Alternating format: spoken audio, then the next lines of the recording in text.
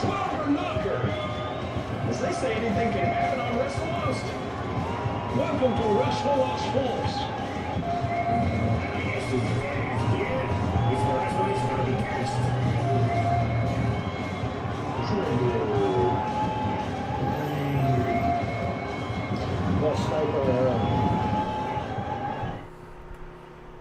Hello everybody and welcome to WrestleLost. This isn't going to be your normal stream. As you can see, let's unbox, shall we? So for those of you that know, Meteora 20 dropped today from Lincoln Park. And I've been waiting for this package to be delivered for a very long time. Did it drop today or was it last week?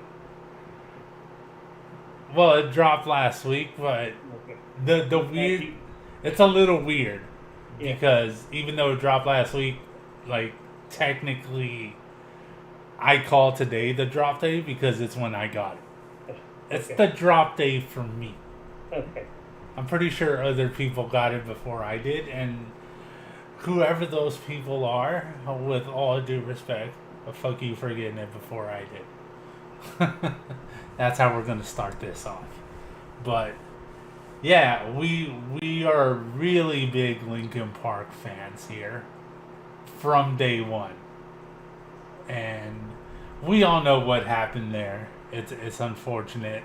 It was an unfortunate situation, and we just had to wait for them to do their thing and get better and get to the point where they would be able to do their thing. And it looks like we are there. So I am happy. I am happy that I got this because I've just been waiting for a very long time. Johnny, just a real quick thing, because we had a little bit of an issue. Yes. Getting this stream started. Can you say something real quick? Hello. Okay. It does seem that you are coming through. Yeah. Okay. It's not coming through the regular audio, but it does seem that you are coming through. Okay. Streamlabs done messed up again. Yeah, and I can hear you today, not like Saturday. Not like Saturday. So, hey Zach, is Johnny coming through all right? Can you hear me? Yes? I'm waiting to see what he says. Okay. Because he says he heard you, but I'm just trying to make sure. Alright, he says you're coming through good. Okay. Alright, so this, like I said, is something I've been waiting for quite a while.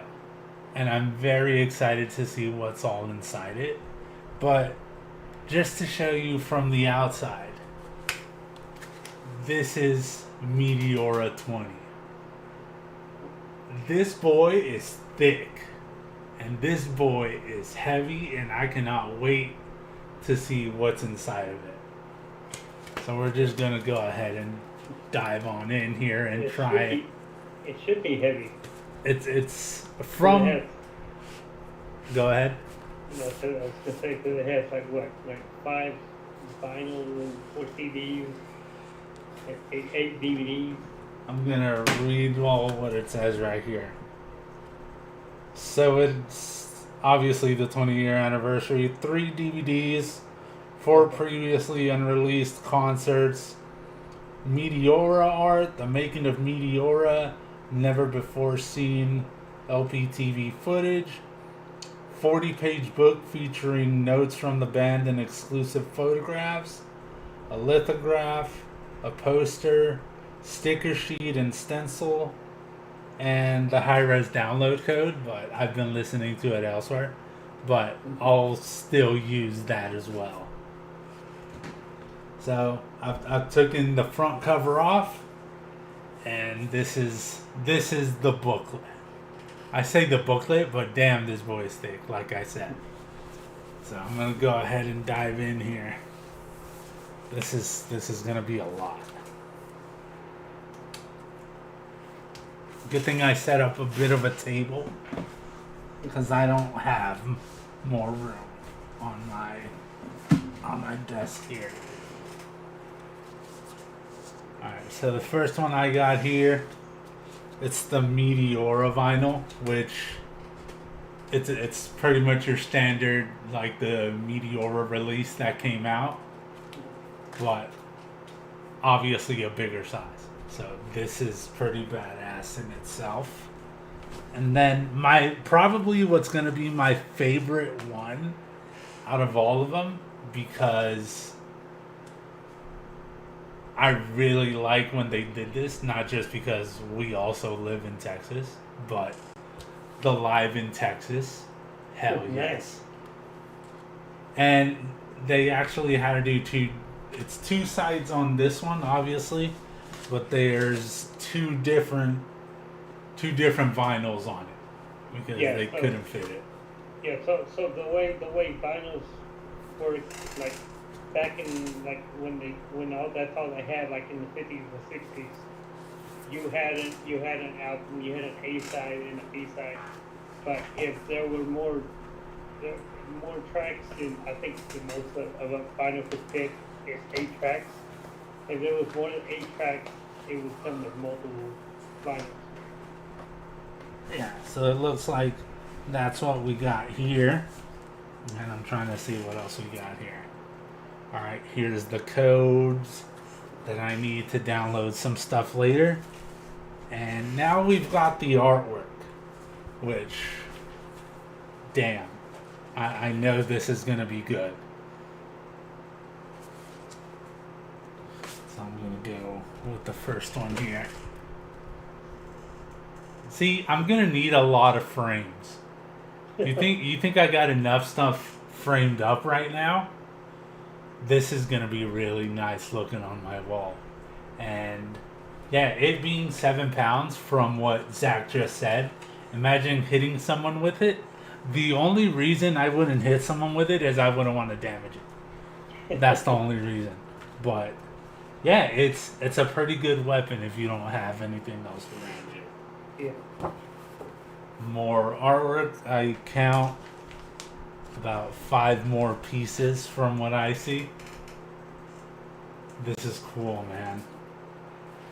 The one thing about Linkin Park that I've always liked is they're not afraid to be different. And for those of you that know Linkin Park, y'all know that this seems to be one of the stickers, which is pretty damn big. I'm gonna have to either find a place to put it or just frame it as is. I think framing it would be better. So is that a sticker or a decal? It says sticker, but feels more like a decal. Yeah, because I don't think they would make this sticker that big, because stickers are, wherever you put them, they're kind of permanent. Yeah, no, this is just a decal. It's one big decal. I might as well keep those intact because, ooh, I don't know if I'm gonna be able to fit this whole thing, but this is one of the posters. I'm gonna try and back up here and unfold it right because it's the first time. I'm not gonna lie, you might need it on the wall. Yeah. Good thing I have a big room where I put all my stuff in. I have one whole wall that I can still put some stuff in. So yeah, 20th anniversary poster there. Pretty badass. I'm gonna need to get the right measurement on this one so I can get the frame for it. Ow, my elbow. Oh, I heard that. Yeah, that came through quite clear. Oh, that's cool. I like how they did that. So the 4 CDs it comes with, yeah, they're all near the back. in their own little sleeves. That's pretty cool. I'm gonna have to set up the disk drive that you gave me just to be able to hear those. Alright, so there's 4 CDs in the front there, and then 3 more in the back. So total 7 CDs. Like, so are they all like live concerts or what? Oh, the back ones are the DVDs. Okay. Oh, okay. This is The Making of Meteora, The Art of Meteora. And then we have the Veterans Stadium 2003 show and the Live in Seoul show. And then we have Live in Manila 2004 and the Live in Denver Project Revolution 2004. Those are the DVDs. And for the CDs we have, let me go here, Meteora, we have the Rarities, the Live Rarities, and then we have the Lost Demos, which I don't know if you went through and heard it on Apple Music, like I said, but No. I can't stop listening to them. They're in constant rotation,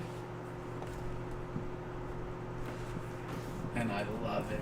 And then here at the very back, they sent me a damaged one.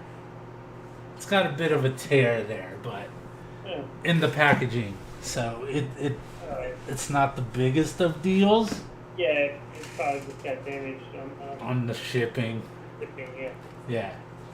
And then we have the other 2 vinyls, which is Live in Nottingham 2003. Badass art there. And it's actually 2 of them, just like the other one. Because we all know vinyls, they take a little bit more space. Yes. Like Johnny said. Yeah, I have a few vinyls that are 2 discs, or it could be 2 vinyls, 2 records, 2 LPs, like you call it. And they are LPs, not just things, because it's Linkin Park.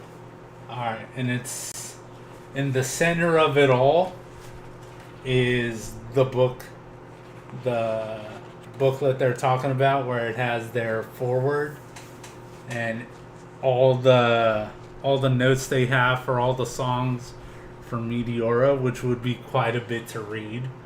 So I'm just gonna not read those out loud because it's a lot, but I am gonna go through and show the art as I come through it. Yeah, that's a lot to go through. Yeah, it is a lot to read. Well, I'm just saying the whole thing, just on the music itself, there's a lot to go through. Yeah. So the way we found out about this, because last month, what's his name, Matt? Yeah. Yeah, so Matt from Linkin Park was on Howard Stern, and he was out promoting this box set. And so from there, that's where Freddie went on there and he pre-ordered his copy. For everything, it was what, $200? Yeah, it was $200. They've actually been going on a couple of different shows and promoting this because it's the first time they feel that they've been able to feel like a band again ever since Chester passed away. And I understand because it's a big deal for a band to be together as long as they have, and for something like that to happen to someone they considered like a brother and a true friend, it's heartbreaking. I remember whenever it happened, it was, I can't remember exactly what day of the week it was. It was probably a Tuesday, because I remember being off the following day, Something like that. and I heard it on the way out of work, and I ran into Johnny, glad he was still there. And yeah, just broke it to him, and we just couldn't believe what had happened because of him having a show that day and just the footage being released of him being so happy and in his element that it was just a real difficult thing to try and comprehend. And this actually happened not long after Chris Cornell committed suicide. Yeah, it did.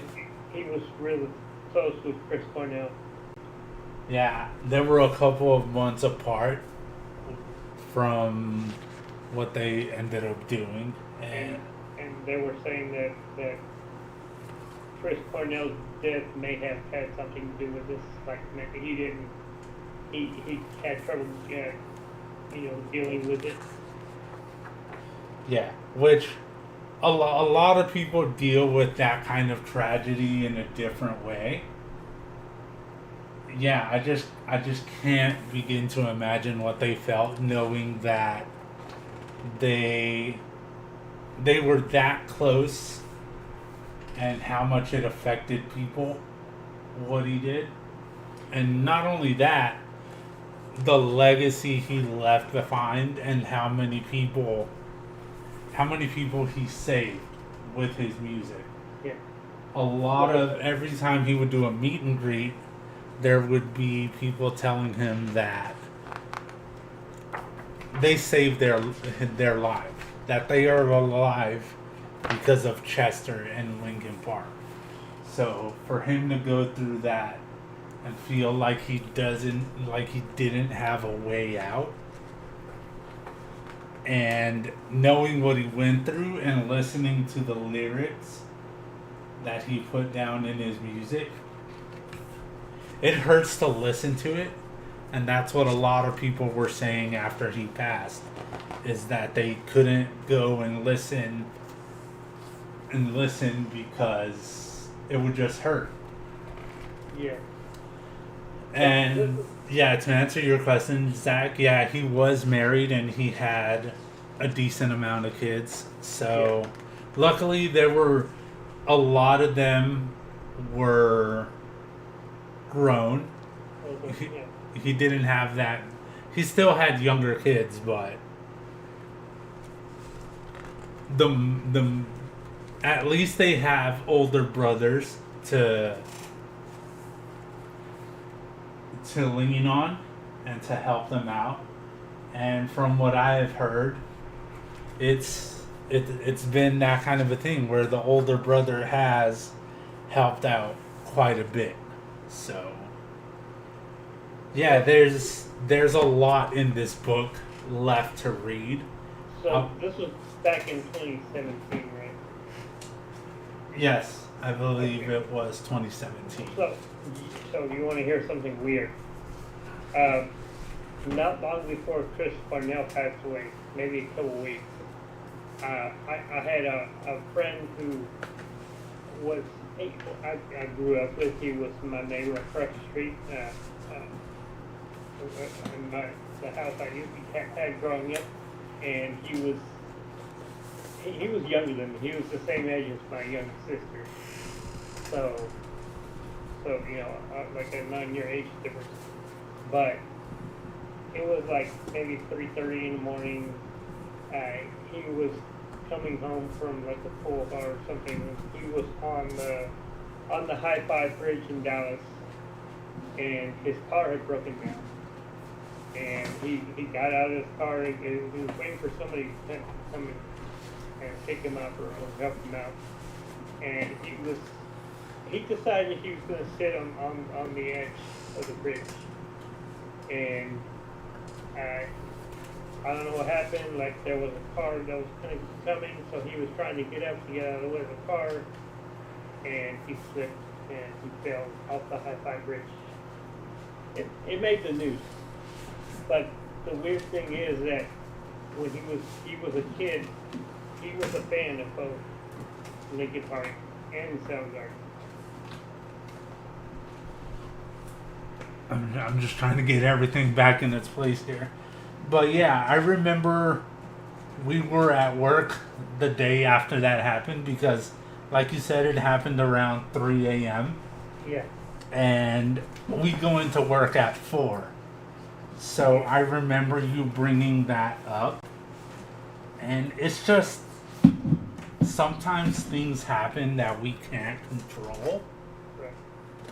And we feel completely helpless at times. And I'm just sorry that that's the way Chester felt, you know? Yeah. From what we know, that's how he felt. So, yeah, it hurts. It hurts, but... And you know, if you ask that question, you know, what if, you know, because they say Chris Cornell's suicide was drug-induced suicide. Yeah. So, you know, he had no, you know, sober, he had no thoughts of committing suicide. So what if he had never done that? Yeah. And that's the one question that a lot of Linkin Park fans and Chester fans are going to have is the what ifs. Where would he be right now if that hadn't happened, you know? Yeah. It was just a sad situation, but ever since this Meteora 20 was going to come out, there's been a lot more conversations happening between fans, between Michael and myself, because we work together a lot in the back room. And one of the weird things he brought up is, you know, we go back and forth a lot. We talk this and that about music, movies, wrestling, a lot of different things. And one of the things he said is, how would you feel if they were to use that Chat GPT program to just load up the songs that Chester has made with Linkin Park throughout all those years, just so it can get a read of how Chester thought? And what if they were to use that program to continue making music with Chester's voice? And the problem I have with that is it would give us at least a continuation in a way of Linkin Park, but I just feel that it wouldn't have the emotion behind it. The true human emotion that Chester put into every single song, that's what's going to be missing. And that's what I wanted to ask you, since we're speaking of Linkin Park today, is how would you feel if this was a choice that Linkin Park made? I mean, that's their choice, but like you said, it wouldn't be the same. You can't replace a human with a robot or a computer, or even another person. Yeah. Like, I'll give you an example. So, you know, okay, we bought tickets to see Smashing Pumpkins later in December today. One of their opening acts is Stone Temple Pilots. Now, I never saw Stone Temple Pilots back in the day, so I am kind of looking forward to seeing them if they're on this show. But I think Stone Temple Pilots would be. I haven't heard the newer version, but I think they would be better off if Scott Weiland was doing it. Yeah. Yeah, it would be better if it was the original. Yes. And the weird thing there is,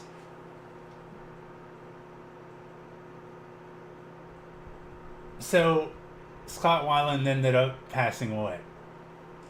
Yeah. And Yeah. what OD. yeah, I don't, me personally, even though it is the truth, I don't like saying OD'd and like Yeah. committed suicide, even though it's exactly what happened Right. in these situations. I just like to say passed away because to Yeah. me it sounds better. But we know the truth, so Yeah.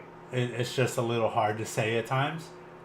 But the weird part there is Scott Weiland passed away, and they reached out to Chester, and he toured with Stone Temple Pilots, filling in Uh, because he was a fan of Stone Temple Pilots, and yeah. he thought that he would bring a different version to the front, Yeah. and he would do them justice in memory of Scott Weiland. And now they're both gone. Wow, that's a strange connection. Yeah, because I remember, I know, and I've listened to Stone Temple Pilots, but we all have like our favorite set of groups that we listen to, Yeah. and then just what we casually listen to outside of that. And that's what Stone Temple Pilots was to me. But whenever Chester said, I'm going to do some stuff with them in memory of Scott Weiland, I'm like, I want to see your take on STP. He didn't even really call it Stone Temple Pilots. He called it STP. Yeah. Because if for him, it felt wrong. Yeah, because Stone Temple Pilots is the original. Yeah. So even though when they would present themselves as Stone Temple Pilots, he wouldn't say the name. He would say STP. So, yeah, man, it's just weird to think, and it's sad to think that they're both gone. And like I said, Chris Cornell, and just every musician that we've lost, that we love their music. We just had last week the 29th anniversary of Kurt Cobain. Yeah. Yeah. Yeah, it was the 29th. Yeah, next year will be 30.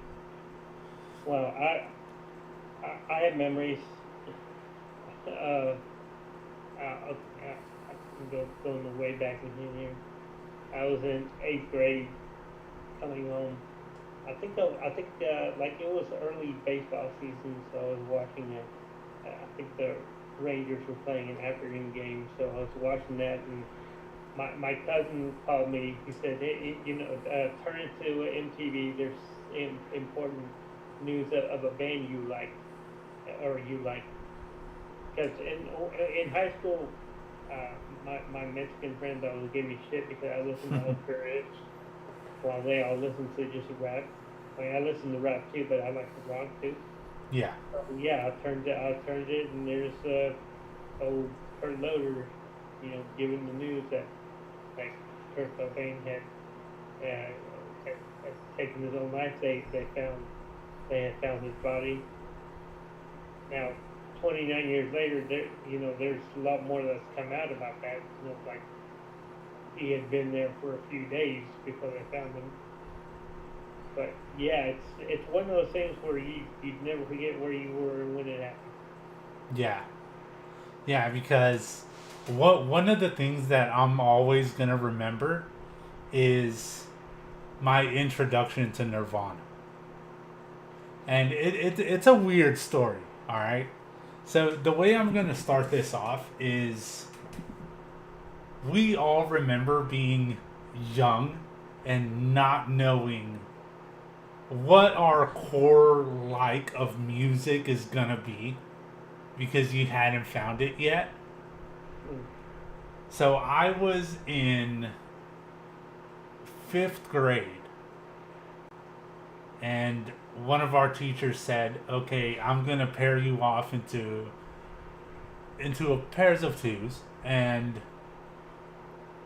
you each are gonna choose a project to work on, and that's gonna be your final grade of the semester." And I got paired up with this kid. I remember his name, Josh, and it's everything you picture when you think Nirvana fan. Like cut off sleeve flannel shirt, Shirt, torn up jeans. grease hair. Yeah, yeah. And then you look at me, I know chubby Mexican kid, nerdy glasses, just not your typical, not what you think of when you're gonna listen to something like Nirvana. no facial hair back then. Yeah, no facial hair back then, Well, head and of hair. yeah, more hair up there. No, we're not Yeah. gonna go there. Yeah. But yeah, so we go into a recording studio that they had set up at the school, and he's like, "Okay, we're gonna just be DJs, and we're just gonna play music. That's gonna be our thing. We're gonna do intros. You need to choose a name." I wish I had thought of Triggered way back then, but that happened a lot later in life. And he's like, "Okay, so what should be our intro song?" And I'm like, "Every single song choice that I could give you, you're gonna shoot down, because it's not my choices. It's everything I have heard from either my parents or my aunt, or just all the influences of being a Hispanic kid and the music you grew up with. Yeah. That is the only thing I could bring to the table." And he's like, "Yeah, we're not going to go with any of your shit." And I'm like, "Fair enough." None of your Mexican shit. Yeah, none of my Mexican shit. And that's when he busted out and he said, "I'm going to bring a tape tomorrow, and that's what we're going to use." And it wasn't even the legit tape because his parents wouldn't buy it for him. Yeah. So he just recorded "Smells Like Teen Spirit" off of the radio, like a lot of us would do. Yes. Kids don't know nothing about that these days. No, they don't. That's the thing we did back in the day. And they wouldn't even buy you tapes No. to keep on recording. You would have to record over and over. Right. Over all the tapes, and in the background of it you would hear parts of the song that was there before. It was goddamn. I'm glad things are different now, because Now that's considered ghetto. yeah, that was even ghetto back then, Yeah. but now That's it's, all we had. yeah, you try and do that and it's real ghetto.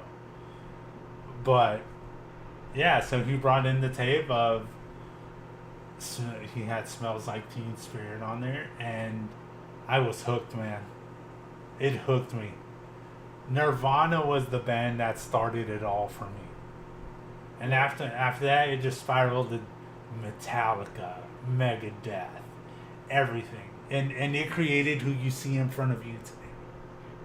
For me, it was like around in middle school, because before middle school, I was just listening to whatever my mom listened to in the car, and that was oldies. Yeah. Which is why to this day I'll still listen to 60s music. But I started watching MTV. They would have like a countdown every day for like the top 20, and I got into that. And they would have a mix of everything rock and rap, and so that's why I started liking alternative music. Maybe not music, not maybe not as hard as Freddie, but I did listen to like get into the Metallica and even the Megadeth and the because of my uncle Van Halen, groups like that. But I am a huge fan of music. One thing I do on the side is I do some DJing. And that's something I've never mentioned on here before. But I do have a wide collection of CDs. A lot of original CDs from the '90s. So one day I'm gonna come on here. I'm just gonna show all my CDs that I still have. As far as DJing goes, I dropped the. I stopped using CDs about 12 years ago. I went digital, but I probably have close to maybe 300 to 400 CDs. A lot of them, I'm gonna admit, are recorded CDs because, let's face it, back in the early 2000s, we all downloaded from Napster. We all gave our computers viruses. Yes.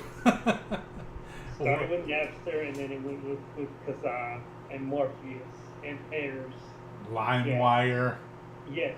All that shit. Yes.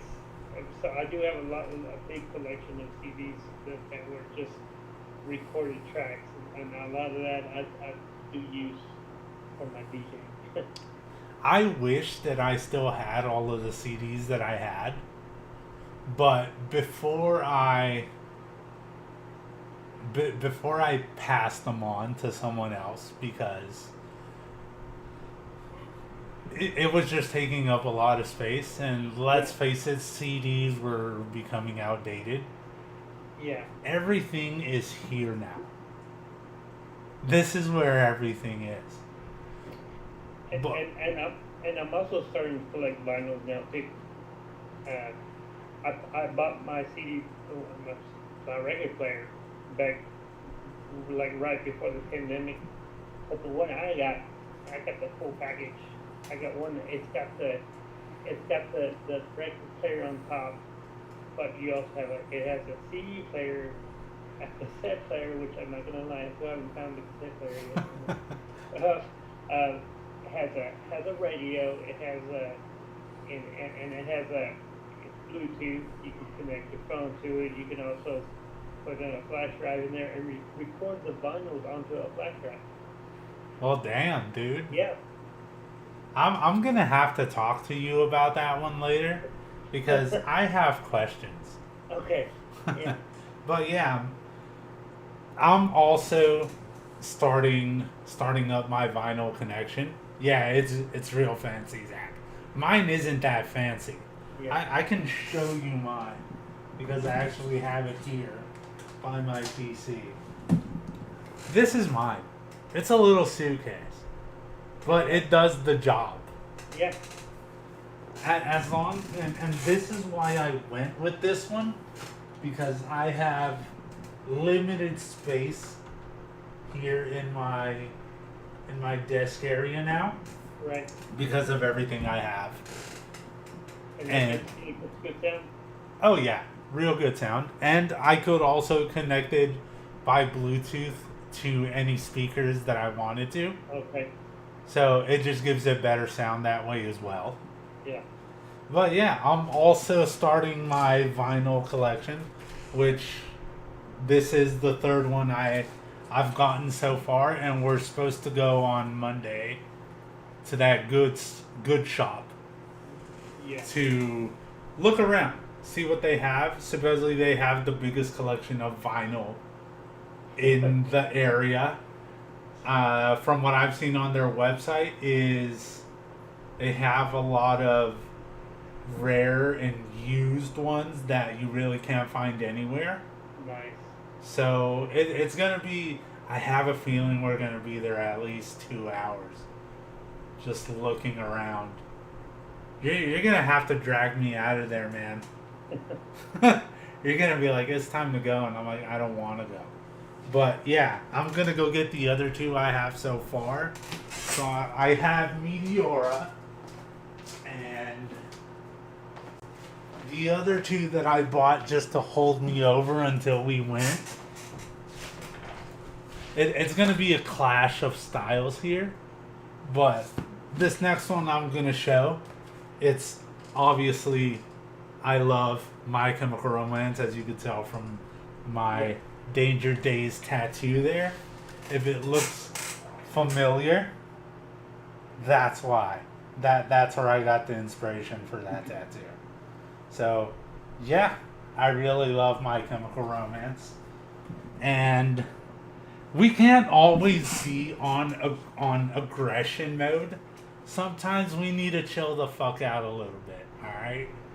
Let's face it. It's not. It's not sane. It's not safe to be that way. So, if you haven't listened to them, and I've spoken to Johnny about them before, the Lumineers. Okay, yeah. Yeah. It's calm, and they have some real good music. Yeah, So, I like them. yeah. So those are what I have so far. But whenever you're getting into something like vinyl again, you have to expect to spend quite a bit of money. Yes. And Yeah. good thing some of us just got our taxes done because we're starting to spend that good amount of money again. So, yeah, musical taste a bit all over the place, but it's fun. Yeah, well, along with my CDs, I'll also show you my vinyl. Vinyls are over there, but I can't get into that. There's just a lot of them right now. It's actually got a stack, but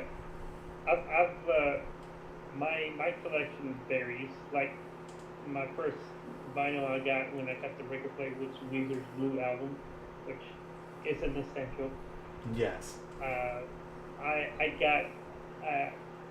I'm a big Green Day fan. I got the 25th anniversary of Insomniac. So I'm waiting.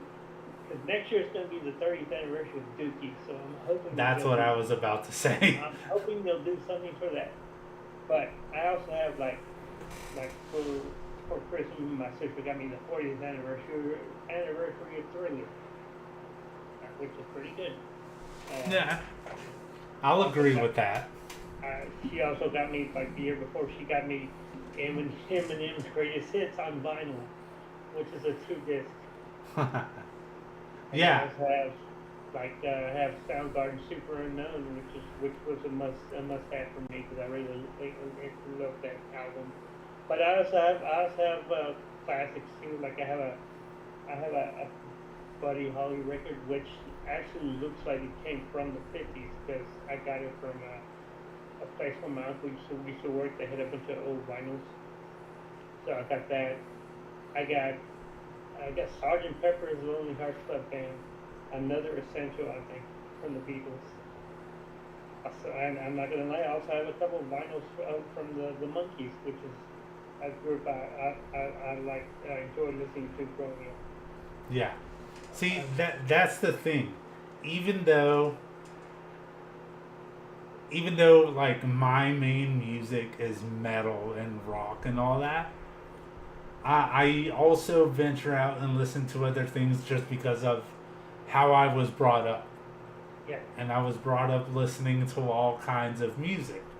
So to me, music is music, even though you have your favorite genre and subgenre. If you like it, you like it. Yeah. And I'm gonna quote what Corey Taylor from Slipknot said when he was doing an on-air interview. So they were going through, and I'll post this video up later on our feed because I have it saved on my YouTube. They were going through and they were playing his favorite tracks. Yeah. And he was playing Thriller. And he was playing Billie Jean. And he was playing Justin Timberlake. Like, this is... And he was dancing. He was having a good time. I like that because it shows you that other artists have a range of what they like listening to, not just the type of music they play. Yeah. Can you imagine freaking Corey Taylor like Unmasked, obviously, jamming to Justin Timberlake. I think he was I think they were playing "Rock Your Body." I can't remember which Justin Timberlake song they were playing, but I'm not gonna lie. He did have some good songs. Like after he was done with all the NSYNC stuff. he was all right. Yeah. Like it's not my first choice, Right. but he has some all right songs, and the reason, and I don't know if you're gonna remember him, but do you remember Justin Ford, Unloader? Oh yes. Yeah. Okay. He is the one that would always tell me, bro, you gotta listen to Justin Timberlake. And I'm like, I don't know, man. It's not my thing. And he's like, bro, ever since he left in sync, like, he's good. And I would listen to some things here and there that he would play from his phone. And I'll be damned if I didn't say that Justin Timberlake has some good music ever since he left NSYNC. Like, I think that's the first time I've ever publicly said it anywhere. But yeah, fucking Justin Timberlake has some good songs. But back to Corey Taylor, and this is what, from a quote to the discussion we ended up having. His quote was, "You dig what you dig, and fuck what everybody else thinks." So another type of music I'm really into, being Hispanic, is Tejano music. I'm not really real big into like the Mexican music that my dad listens to. I will listen to it, but I mean, it's all right. But when I was in high school, do you remember a station called 99.1 Yes. Z-Rock got bought out by Hispanic Broadcasting Company, and they turned into 99.1 Kick FM, which was the place for piano music here in Dallas for like 20 years. My mom would listen to that in the car. I would, really have no choice but to listen to it. But I started getting into the songs, into the music that I was hearing. And once you hear something over and over again, you get used to it, and you start to enjoy it. So I can say that's a music genre that me and my mom, we still to this day still enjoy listening to it in the car or here at the house. Music, it brings people together. Yeah. And what I remember, whenever I first heard Jay-Z, I was hanging out with my cousin one weekend. He had T-top Camaro.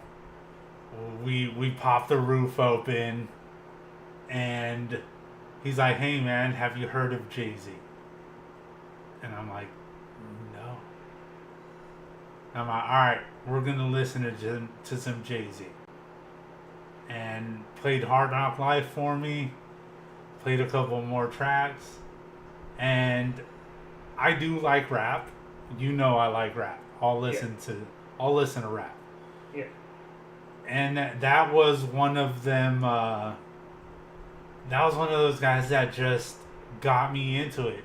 Him, and you're gonna remember one of these names more than the other, because he branched off and did his own thing.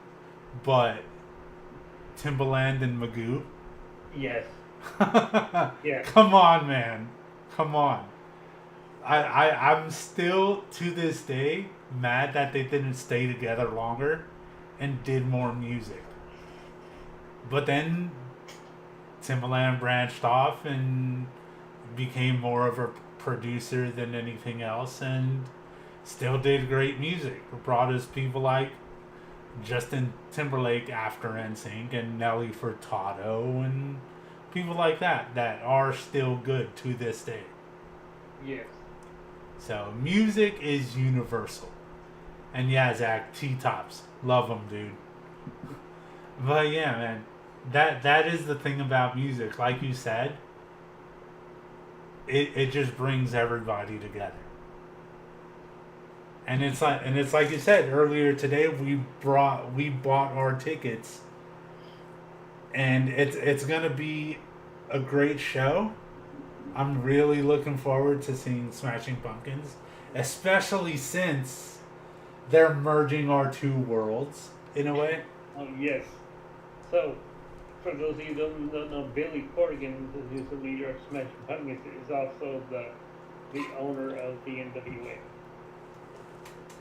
National Wrestling Alliance, not the other NWA. Not that NWA. I'm not gonna say that. I'm not gonna say. Yeah. No. Get canceled. Don't think so.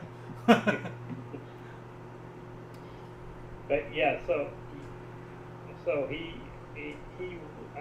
again, we heard him on Stern a couple weeks ago, and he wants to bring back the old 90s festival atmosphere as far as like the concert goes, like a Lollapalooza type of thing. But anyway, so he's going on tour with Smashing Pumpkins. He's got a couple opening acts coming. SVP, one of them. I forget what the other one was, but he's also going to have select matches with NWA wrestlers at the event as well. Yeah. Which that kind of influenced the tickets we bought. Because the last time we saw Smashing Pumpkins, we just sat on the lawn. And that actually was the last concert that we saw before lockdown. Yeah. And this is the first show we're going to go to after lockdown. So it only made sense. Unless something else. Yeah, I mean, we still have a couple months before we actually get to go to the show. So, yeah, unless if something else comes up, like you told me earlier. Yeah, it's not till August, so we still got yeah. Yeah, there's still a little bit of time, but we'll see what happens, man. Yeah. We just wanted to get on here and talk a little bit of music because that's... You know what? I enjoyed it.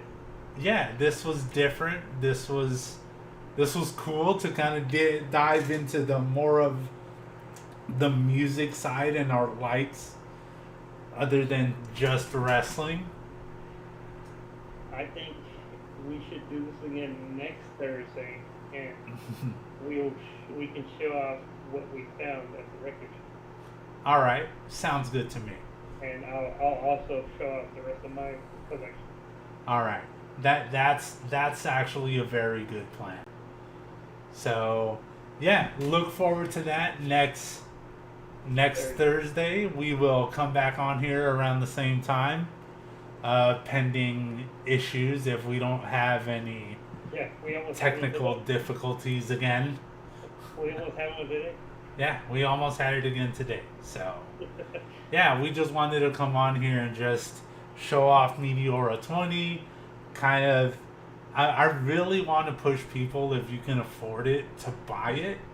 Because not only does it show that we still support the band through all they've gone through, but also that we still support Chester in a way. So if you have the chance, if you have the spare $200 to go buy it, it's worth it. I still have to go through and read it all, but it's definitely worth it. If not, just go out there on Apple Music or Spotify and just listen to it. Yeah, they have the Meteora 20 digital version on Apple Music, and if you're also use like other streaming services, I'm pretty sure they'll be on there as well. So Yeah, man, this was fun. This was fun. Hydrate, bro. I see ya. I am a little thirsty, but I'm almost out, so I need to get a refill. But Yeah, I gotta hydrate. I'm actually in a little bit. Gotta get ready because I also teach Taekwondo, so I got that going on tonight. oh yeah, that's right. That's right. We got to get you to Taekwondo. I completely forgot about that, man. We got into music and Well, it's okay. I don't leave till after 6, so okay. we're good. All right. Well, this was fun. Like you said, we'll be back again next Thursday to show what we ended up getting at the record store, and just hope everybody enjoys the rest of their week. We'll be back on Saturday to talk wrestling, Yeah. WWE sale, CM Punk. It's stuff we couldn't talk about last hour because of issues. Yeah, because of issues. But there's a lot to go through, so get ready for a super packed, super long show. So until then, hope you all enjoy the rest of the week, and we will talk